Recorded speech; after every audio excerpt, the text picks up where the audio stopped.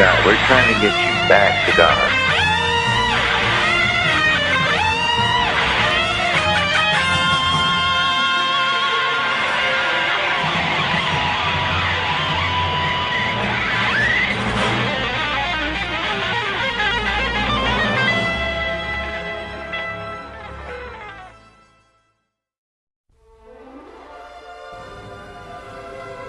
She's looking for a question. No questions. No, there's so much. You want to know more about my love life?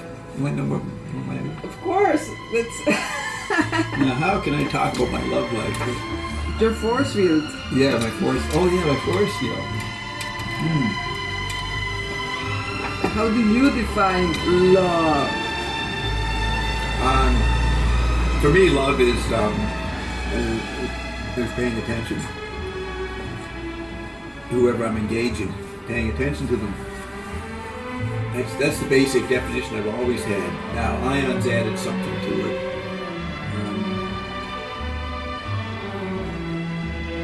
See, Ion said that I'll pay attention to talk to somebody for hours.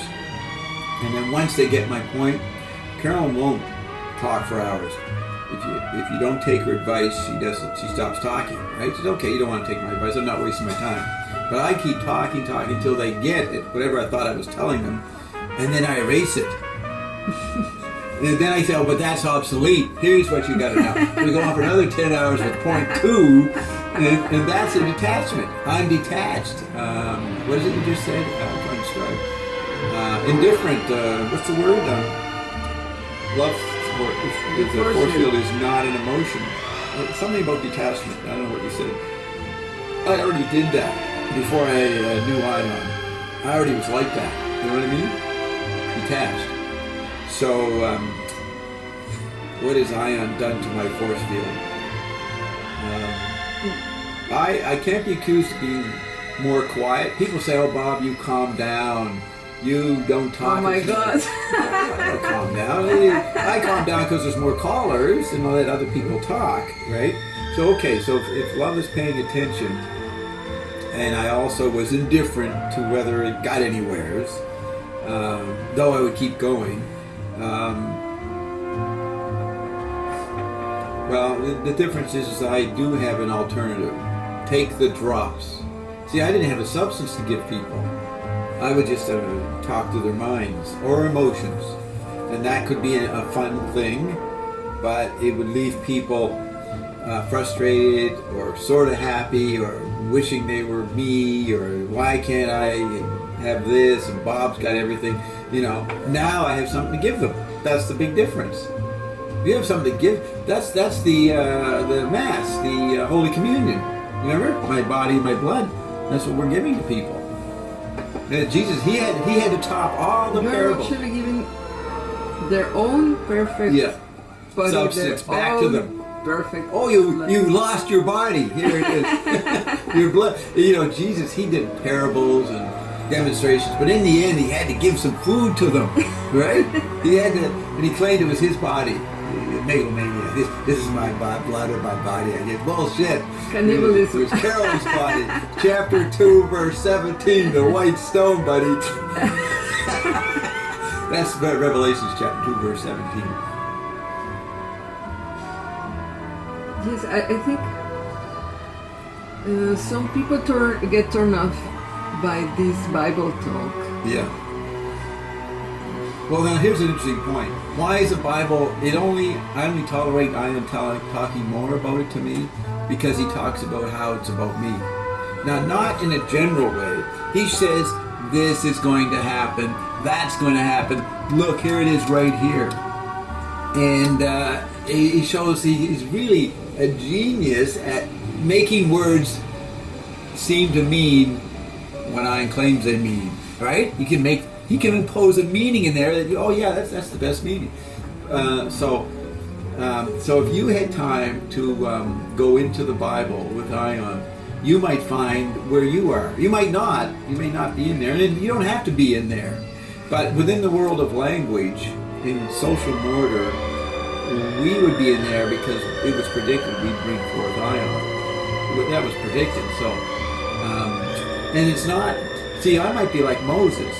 See, I ain't going to get there. I'm not going to get to the promised land. You guys are all going to get there. I'm going to be back with the 99 percenters. I am cursed in the long run. I don't believe that. I know, nobody believes it, but we like to cover it just in case it happens. I told you I'd be cursed. No, Moses didn't get to the promised land. And it's almost like a joke. Ian's getting back at me. He says, Bob, you're Moses. You're not going to make it, Bob. You've killed so many people on the way, you'll feel guilty and you won't allow yourself to get to Iandom. So that's the drama we're waiting. No, but you're now in the knowing that is not. Yeah, that's all bullshit. I'm eternal. No, I'm not don't belittle me by calling me Moses. I'm Quetzalcoatl. I'm his sister, Quetzalpetatl. I learned about Quetzalpetatl. That's Quetzalcoatl's sister, Quetzalpetatl. From Thompson's lecture, Quetzalpetatl. I'm not a black woman. I am Quetzalpetatl. That's what I learned by going to Spain. I got transformed to the hex. I'm septad now. I've gone into the septad. That's 7. That's more than hexad. Now I'm starting to make up stuff. I'm declaring. This is how it happens. You start declaring. I am septad. Do you know how many strands? I am 140. Well, you have each cell has 144,000 double helix strands. But it's the number of cells you have with each 144,000. That's the important part. And Ian told me and Brian not to talk about it. So Brian knows about this. You know Brian, and he won't talk about it. So maybe I could talk about it, but I got to hold something back. All right, guys, for this interview. So the number of cells you want to have with 144,000 double helix strands in each cell. That's the probably the octet level. So I don't know how many cells I have with 144,000 double helix strands, because Ian says I do have 144,000 now, but I didn't ask how many cells I had.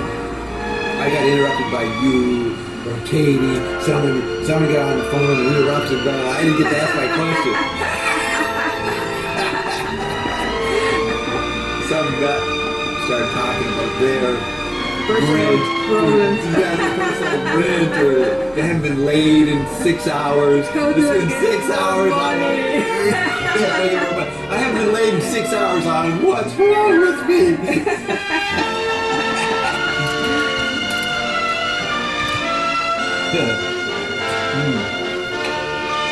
Another plug. Look it up, people. Remedios Vero. Very interesting artist. Something new came into my life. Oh, today. Now, I arrived here on August 4th. That's McLuhan's. I can't reach it. That's McLuhan's wedding day. McLuhan's wedding was married on August 4th, 1939. So what is that? That's 80, 70, 70. He's manifesting. Yes, including 75. Yeah, that's 75 years. This is the 75th wedding anniversary of Marshall and Corinne. And we only talk about them because they were the last people. We were not allowed to put much emphasis on McLuhan and Corinne anymore, because we have to say however. However, Roxana says, and then we go into what Roxana says. We don't listen to McLuhan, but for the little people out there, go towards McLuhan. You should know that this yesterday was his anniversary, 75th wedding anniversary. See the storm? We're trying to make a storm here, I think. Look, he's really like there. Yeah, it's starting to get windy and gray, and it's the final hours for Berlin. Not much time left for Berlin.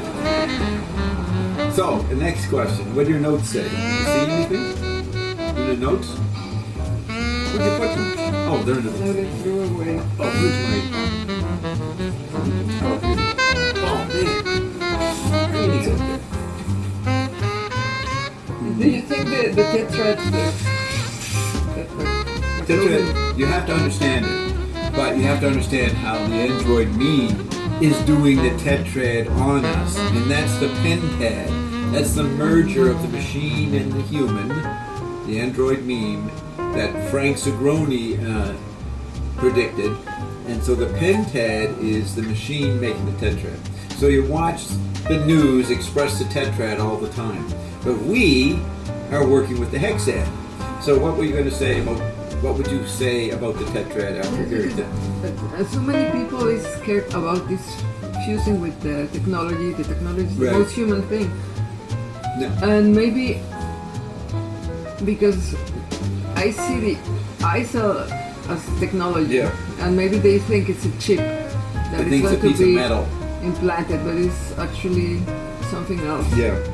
Even the chip technology for the little people will change into a liquid like the Terminator. So people think technology is a piece of metal. It's not. It's going to be very soft and easy. May not be advisable to totally give yourself into that, but if you do, you can use the eye cell to balance off the effects. It probably would erode it.